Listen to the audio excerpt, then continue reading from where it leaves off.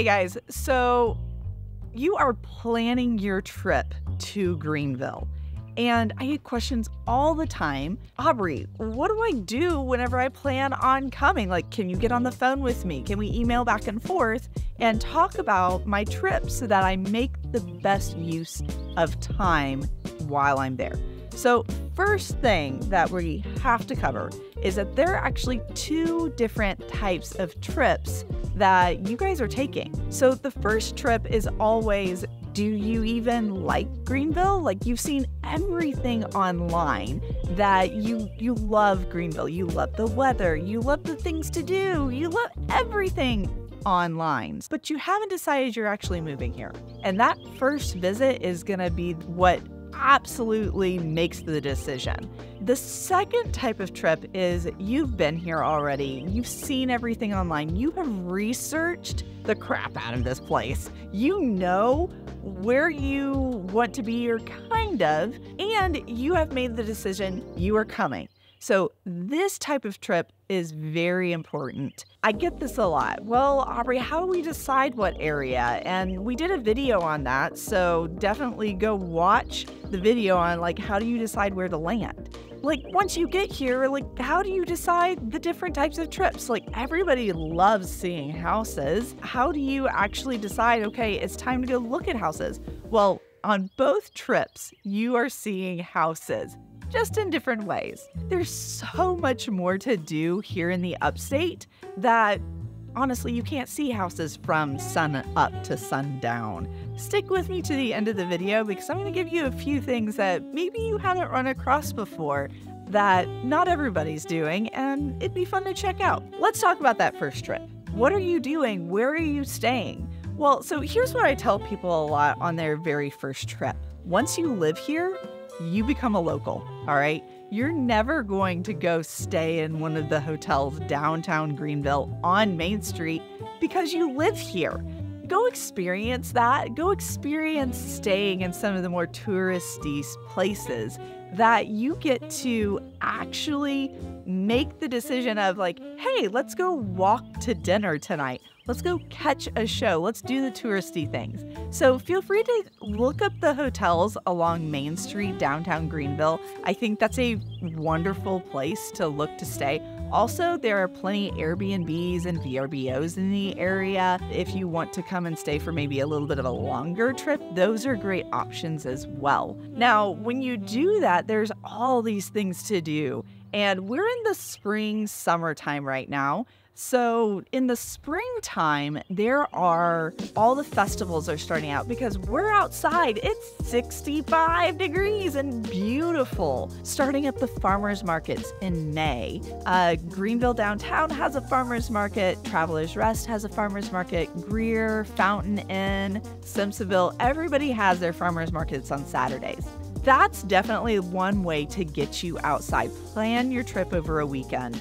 Either a Thursday to a Tuesday or a Friday to a Monday, depending on how much time you have. Do you want to go see a show? All right, do you want to catch a concert? Those happen all throughout the spring and summertime. A lot of them end up outdoors. And then we also have the Bon Secours Center, where you have the big arena, going to the Peace Center and seeing the shows that come into town. It's so much fun. Then other things to do, you have the shopping. You may not be a huge shopper, but this is something I think is very unique to the upstate, is you have your big box stores, okay? That's cool. You've got to have your Target and Barnes & Noble and, I don't know, TJ Maxx, okay? You have all of those places here. And what's really cool is the smaller shops, the boutiques, the places that are run by local people. That is something that this area is just absolutely covered with, is local business owners, indie bookstores, you have board game stores, you have different places that just are always looking to cater to those people that maybe don't want to go to those big box places. We have a friend. So this is Aries. Hi.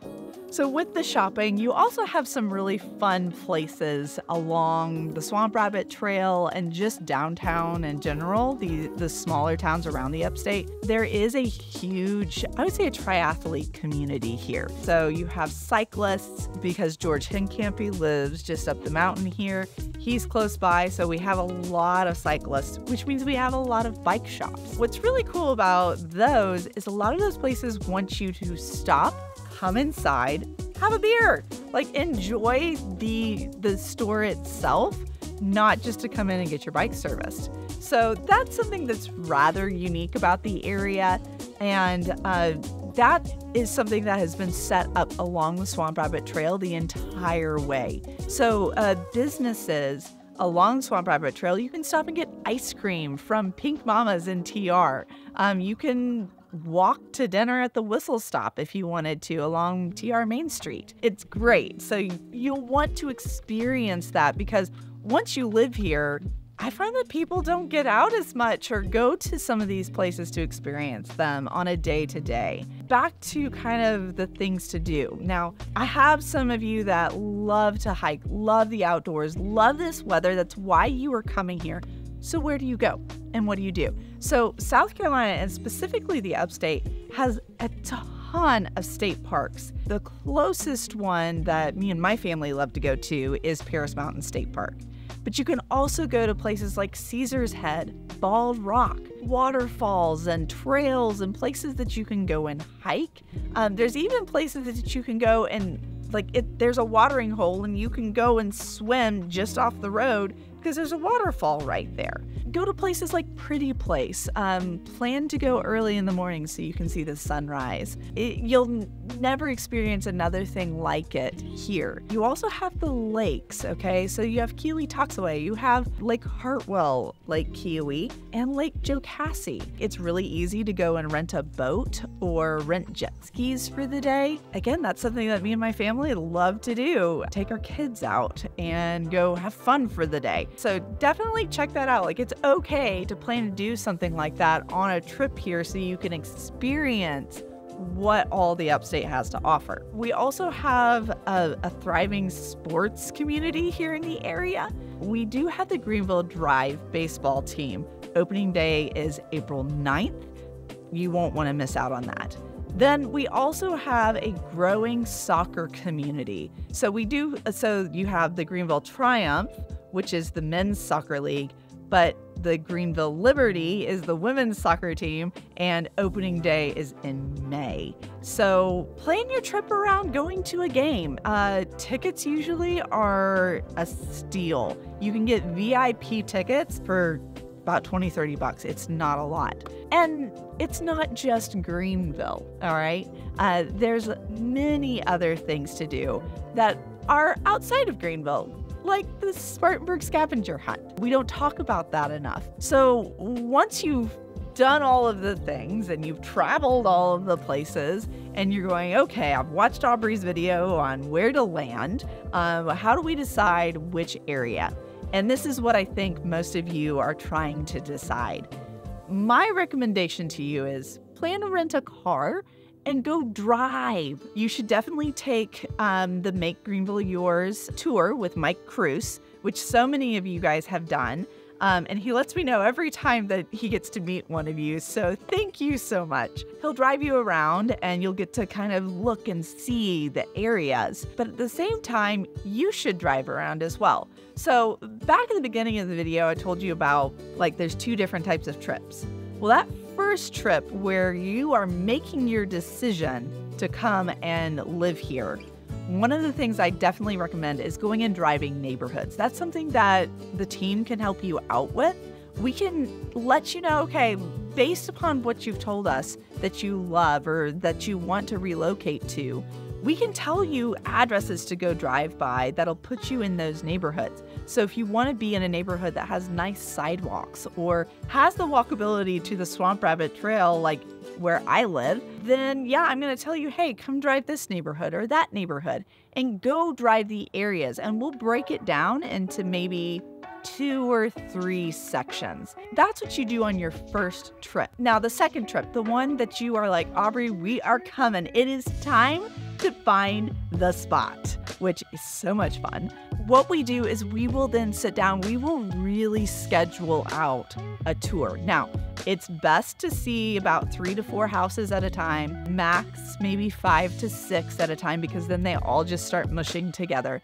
But we will take a weekend and we will go and show property and we will find your perfect house, or as perfect as we can get to it. So that's that second trip. So either way, you are seeing houses whenever you come. Now, if you're here on your exploratory trip and you see an open house, or there's just a home that has been on the market that you are in love with and you have to walk into it and it might be the one, yeah, let me know. I'd love to make sure that me or the team can take you through that house. We can go and see what it looks like here.